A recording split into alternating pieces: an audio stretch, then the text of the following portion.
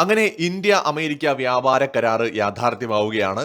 നമ്മൾ 2-3 ദിവസമായിട്ട് മാധ്യമങ്ങളിലെല്ലാം പ്രചരിച്ച വാർത്തകളൊക്കെ അടിസ്ഥാനരഹിതമാണ് എന്നുകൂടി വ്യക്തമാവുകയാണ്. പ്രസിഡന്റ് ട്രംപിന്റെ ക്ലെയിം നമ്മൾ അതിനെക്കുറിച്ച് വിശദമായി തന്നെ സംസാരിച്ചു. അതൊരു പ്രസിഡന്റിന്റെ ബുദ്ധിപരമായ ഒരു പോസ്റ്റ് മാത്രമായിരുന്നു. സീറോ താരിഫ് എന്ന് പറയുന്ന ടേം യൂസ് ചെയ്തത് അതെല്ലാം ശരിയാണ് എന്ന് ഇപ്പൊ തെളിയുകയാണ്. ഇന്ത്യ അമേരിക്ക വ്യാപാര കരാറ് യാഥാർത്ഥ്യത്തിലേക്ക് അടുക്കുമ്പോൾ ഇപ്പോ രണ്ട് രാജ്യങ്ങളും സംയുക്ത പ്രസ്താവന പുറത്തുവിട്ടിരിക്കുകയാണ്.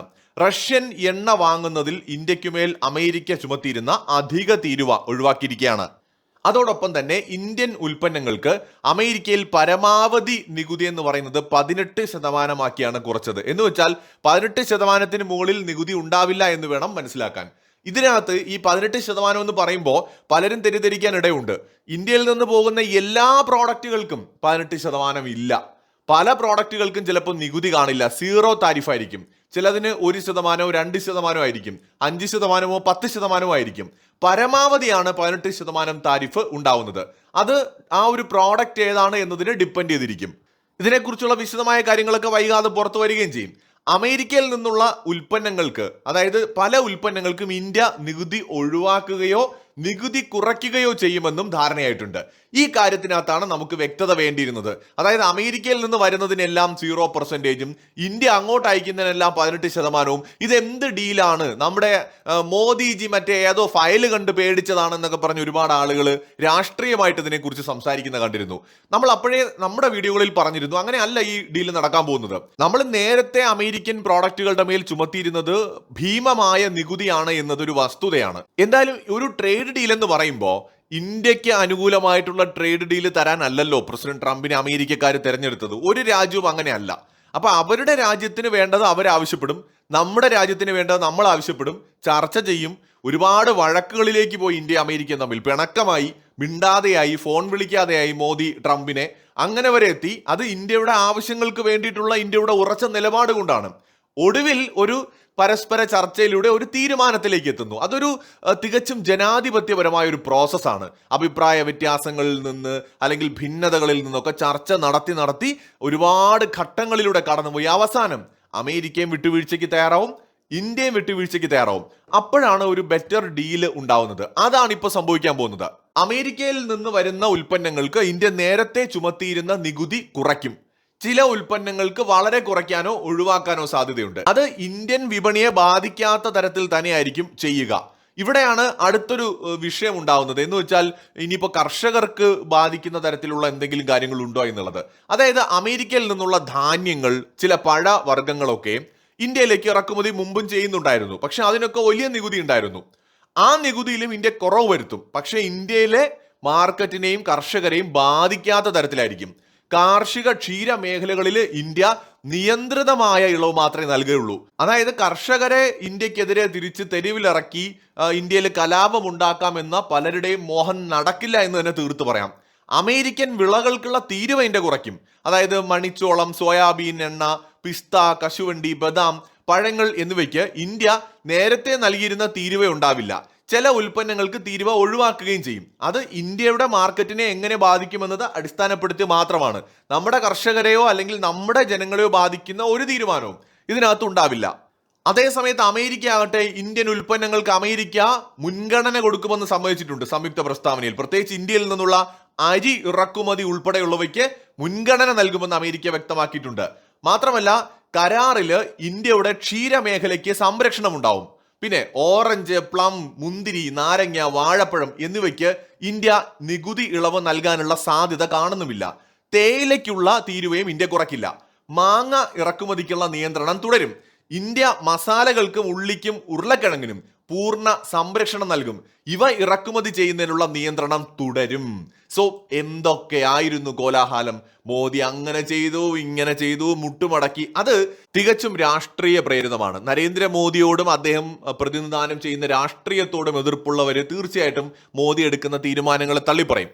അതെന്തോ ആയിക്കോട്ടെ, അത് അവരുടെ രാഷ്ട്രീയമാണ്. പിന്നെ ഇന്ത്യ ഒരു ജനാധിപത്യ രാജ്യമായതുകൊണ്ട് പ്രതിപക്ഷ പാർട്ടികൾ എല്ലാത്തിലും കുറ്റം കണ്ടെത്താനേ ശ്രമിക്കും. അതിപ്പോൾ ചിലപ്പോൾ നാളെ BJP പ്രതിപക്ഷത്ത് വന്നാലും ഇങ്ങനെയൊക്കെ തന്നെയായിരിക്കും. അതുകൊണ്ട് പൂർണ്ണമായിട്ടും പ്രതിപക്ഷം ഇതിനെ എതിർക്കുന്നതിനെ ഒന്നും നമുക്ക് കുറ്റപ്പെടുത്താൻ പറ്റില്ല. അത് അവരുടെ ജോലിയാണ്, ചെയ്തോട്ടെ. ഞാനീ പറയുന്നത് നിഷ്പക്ഷമായിട്ട് ഇത്തരം വിഷയങ്ങളെ നോക്കിക്കാണുന്ന ഒരുപാട് മനുഷ്യർ നമ്മുടെ നാട്ടിലുണ്ട്. അവർക്ക് വേണ്ടി മാത്രമാണ്. എന്ന് വെച്ചാൽ ഈ ഡീല് കൊണ്ട് ഇന്ത്യക്ക് ഒരു നഷ്ടവും സംഭവിക്കാൻ പോകുന്നില്ല.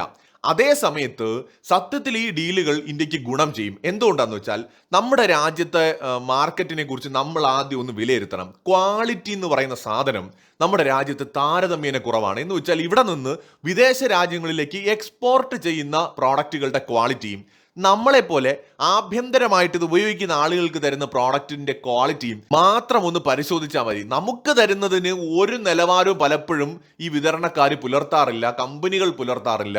പലപ്പോഴും മായം ചേർക്കുക പോലുള്ള കാര്യങ്ങൾ പോലും അതിനകത്തുണ്ട്. അതിന്റെ പ്രധാന കാരണങ്ങളിൽ ഒന്ന് എന്താണെന്നറിയോ? കോമ്പറ്റീഷൻ വളരെ കുറവാണ്. എന്ന് വെച്ചാൽ മാർക്കറ്റ് എൻ്റെ കയ്യിലാണ്. ചില കമ്പനികളുടെ കുത്തകയാണ് പല മേഖലയിലെ മാർക്കറ്റ്. ഞാൻ പേരെടുത്തൊന്നും പറയുന്നില്ല. അത് ഫുഡ് പ്രോഡക്ട്സ് ആണെങ്കിലും ശരി, ഇതര മേഖലകളാണെങ്കിലും ചില കമ്പനികളുടെ കുത്തകയാണ്.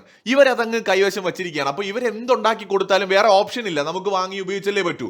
ആളുകൾ വാങ്ങും എന്നൊരു തോന്നലുണ്ട്. അതുകൊണ്ട് തന്നെ വിദേശ രാജ്യങ്ങളിലെ ഉൽപ്പന്നങ്ങൾക്ക് കിട്ടുന്ന ഒരു ക്വാളിറ്റി ഇന്ത്യക്കകത്തില്ല. അപ്പൊ ഇവിടെ ഈ വിദേശ പ്ലേയേഴ്സ് വരണം. എന്ന് വെച്ചാൽ അമേരിക്കയിൽ നിന്നും യൂറോപ്പിൽ നിന്നും ഒക്കെ പ്രോഡക്റ്റുകൾ വരണം. അപ്പൊ എന്ത് പറ്റും? ക്വാളിറ്റിയും കൂടി നമ്മുടെ രാജ്യത്ത് ഉയരാൻ തുടങ്ങും. ഇവിടെയുള്ള ആഭ്യന്തര നമ്മുടെ കമ്പനികളുണ്ടല്ലോ, ഇവര് ക്വാളിറ്റിയുടെ പ്രാധാന്യം മനസ്സിലാക്കും. ഇപ്പൊ നമുക്കറിയാലോ, ജിയോ വരുന്നതിന് മുമ്പ് വരെ മറ്റ് കമ്പനികൾ ഇന്റർനെറ്റിന്റെ കാര്യത്തിൽ നമ്മളെ കൊള്ളയടിച്ചുകൊണ്ടാണ് ഇരുന്നത് അല്ലെ. 1 GB 250 രൂപ, 300 രൂപ. എന്തൊരു ദുരന്തമായിരുന്നു ആ കാലഘട്ടം. ജിയോയുടെ വരവോടെ അതുവരെ കൊള്ള ലാഭം കൊയ്തുകൊണ്ടിരുന്ന കമ്പനികൾക്കൊക്കെ എന്ത് ചെയ്യേണ്ടി വന്നു? ആ ഒരു മത്സരത്തിൽ അവർക്ക് പിടിച്ചു നിൽക്കാൻ വില കുറയ്ക്കേണ്ടി വന്നു. ഇന്നിപ്പോ നമുക്ക് ലോകത്ത് തന്നെ ഏറ്റവും കുറഞ്ഞ നിരക്കിൽ ഇന്റർനെറ്റ് കിട്ടുന്ന ഒരു രാജ്യമായിട്ട് ഇന്ത്യ മാറി. ഇതൊരു ചെറിയ ഉദാഹരണമാണ്. അതുപോലെ കോമ്പറ്റീഷൻ വന്നാലേ ക്വാളിറ്റി പ്രോഡക്റ്റുകൾ ഇവിടെ ഉണ്ടാവുകയുള്ളൂ, മത്സരം ഉണ്ടാവുകയുള്ളൂ, ഇന്നോവേഷൻ സാധ്യമാവുകയുള്ളൂ, പുതിയ പുതിയ കണ്ടെത്തലുകൾക്ക് സാധ്യത ഉണ്ടാവുകയുള്ളൂ. അപ്പൊ ഇവിടെ അങ്ങനെ ചെയ്യുമ്പോൾ നമ്മുടെ ആഭ്യന്തര വിപണിയെ ഇല്ലാതാക്കുന്ന തരത്തിലുമാകരുത്. പല രാജ്യങ്ങൾക്ക് സംഭവിക്കുന്ന എന്താണ്? വിദേശ പ്രോഡക്റ്റുകൾക്ക് പൂർണ്ണമായിട്ടും വന്ന് മാർക്കറ്റിൽ നിറയാനുള്ള ഒരു അവസരം അങ്ങ് കൊടുക്കും. പക്ഷെ ഇന്ത്യ ഗവൺമെന്റ് ചെയ്യുന്ന അങ്ങനെയല്ല. നിയന്ത്രിതമായ അളവിൽ, എന്ന് വെച്ചാൽ നമ്മുടെ ആഭ്യന്തര ഉൽപാദനത്തെയും ബിസിനസ്സുകാരെയും കർഷകരെയും പ്രൊട്ടക്ട് ചെയ്തുകൊണ്ടാണ് നമ്മൾ വിദേശ പ്രോഡക്റ്റുകൾക്ക് നമ്മുടെ വിപണിയിലേക്ക് വരാൻ അവസരം കൊടുക്കുന്നത്.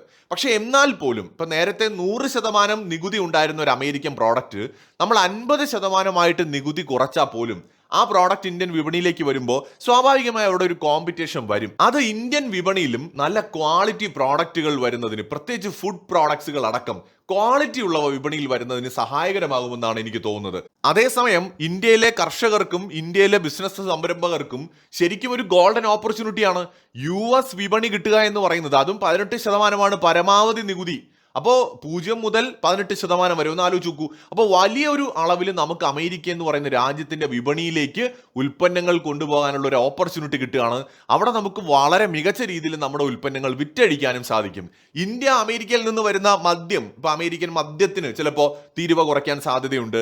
ഇന്ത്യയിൽ നിന്ന് റബ്ബർ, പ്ലാസ്റ്റിക്, തുണിത്തരങ്ങൾ, തുകല്, ചെരുപ്പ്, മരുന്ന്, വിമാനഭാഗങ്ങൾ, വാഹന സ്പെയർ പാർട്സ് തുടങ്ങിയവ അമേരിക്കയിലേക്ക് കയറ്റി അയക്കുന്നതിൽ ഇളവുണ്ടാവും. അത് വലിയൊരു അഡ്വാൻറ്റേജ് ആണ് ഇന്ത്യക്ക്. അങ്ങനെ ഇത് ശരിക്കും പറഞ്ഞാൽ നമുക്ക് വളരെ മികച്ചൊരു കരാറ് തന്നെയാണ് കിട്ടാൻ പോകുന്നത്, അല്ലെങ്കിൽ കിട്ടിയിരിക്കുന്നത്. ഇത് കാത്തിരുന്നെങ്കിൽ എന്താണ്, കുറച്ച് ബുദ്ധിമുട്ടിയെങ്കിൽ എന്താണ്, നമുക്ക് ബെസ്റ്റ് ഡീല്, അതായത് ഇപ്പോൾ നമ്മുടെ സമീപത്ത് നോക്കിക്കഴിഞ്ഞാൽ ബംഗ്ലാദേശ്, പാകിസ്ഥാൻ, തായ്ലൻഡ് ഇങ്ങനെയുള്ള രാജ്യങ്ങൾ എടുത്തു കഴിഞ്ഞാൽ ബെസ്റ്റ് ഡീലാണ് ഇന്ത്യക്ക് കിട്ടിയിരിക്കുന്നത്. ഇന്ത്യക്കാൾ നികുതി കുറവുള്ള ഏഷ്യൻ രാജ്യങ്ങൾ ജപ്പാൻ, സൗത്ത് കൊറിയ എന്നീ രാജ്യങ്ങളാണ്. ഈ 2 രാജ്യങ്ങളും ശരിക്കും അമേരിക്കയുടെ ഏഷ്യൻ ഭൂഖണ്ഡത്തിലുള്ള അവരുടെ സ്റ്റേറ്റ്സ് ആണ്, അല്ലെങ്കിൽ അവരുടെ സാമന്ത രാജ്യങ്ങളാണെന്ന് വേണമെങ്കിൽ പറയാം. അതുകൊണ്ടാണ് അവർക്ക് 15% കിട്ടിയത്. അതുതന്നെയാണ് യൂറോപ്പിനും 15% കിട്ടാൻ കാരണം. ഇതൊക്കെ എന്ന് പറയുന്നത് അമേരിക്കയുടെ സാമന്ത രാഷ്ട്രങ്ങളാണ്. അപ്പൊ അതിന് പുറത്തുള്ള മറ്റു രാജ്യങ്ങളിൽ ഏറ്റവും കുറവ് നികുതി 18%. അത് ഇന്ത്യക്ക് മാത്രമാണ് അമേരിക്ക അങ്ങനെ ഒരു സംവിധാനം നൽകിയിട്ടുള്ളത്. നമുക്ക് അതിന്റെ ആവശ്യമുള്ളൂ. കാരണം ഓൾറെഡി നമുക്ക് മികച്ച രീതിയിൽ തന്നെ സൗത്ത് കൊറിയൻ കമ്പനികളുമായിട്ടും അല്ലെങ്കിൽ ജപ്പാൻ കമ്പനികളുമായിട്ടും മത്സരിക്കാൻ കഴിയും. കാരണം അവിടെയൊക്കെ തന്നെ ഈ മാനുഫാക്ചറിങ് കോസ്റ്റ് കൂടുതലാണ്, ലേബർ കൂടുതലാണ്, മെറ്റീരിയൽ കോസ്റ്റ് കൂടുതലാണ്. കമ്പാരിറ്റീവ്ലി അവരുടെ പ്രോഡക്റ്റുകൾ, ഇന്ത്യയിൽ ഉണ്ടാവുന്ന ഒരു പ്രോഡക്റ്റും അവിടെ ഉണ്ടാവുന്ന ഒരു പ്രോഡക്റ്റും നമ്മൾ എടുത്താൽ അവിടെ ഓൾറെഡി കോസ്റ്റ് കൂടുതലാണ്. അപ്പൊ അതുകൊണ്ട് തന്നെ 15%, 18%, 3% നികുതി നമുക്കൊരു വലിയ വെല്ലുവിളിയാകാൻ പോകുന്നില്ല. മാത്രമല്ല, നിലവില് ഇന്ത്യയുടെ കയറ്റുമതിയെ ബാധിക്കുന്ന തരത്തിലുള്ള പ്രോഡക്റ്റുകളല്ല ജപ്പാനും സൗത്ത് കൊറിയയും ഒക്കെ കയറ്റുമതി ചെയ്യുന്നത്. അപ്പൊ അതുകൊണ്ട് അത് നമ്മളെ ബാധിക്കുന്ന വിഷയമല്ല. ഇത് നമുക്ക് കിട്ടുന്ന ബെസ്റ്റ് ഓപ്പർച്യൂണിറ്റിയാണ്. അതുകൊണ്ട് തന്നെയാണ് പ്രൈം മിനിസ്റ്റർ നരേന്ദ്രമോദി നമ്മുടെ പ്രസിഡന്റ് ട്രംപിന് നന്ദി പറഞ്ഞുകൊണ്ട് ഒരു പോസ്റ്റ് ഇട്ടത്. അപ്പൊ മോദി എന്ന് പറയുന്ന മനുഷ്യനെ നമ്മൾ അവിടെയാണ് മനസ്സിലാക്കേണ്ടത്. മൂപ്പർക്ക് അറിയാം എന്താണ് ഇന്ത്യക്ക് വേണ്ടത്, അത് എങ്ങനെ നേടിയെടുക്കണം.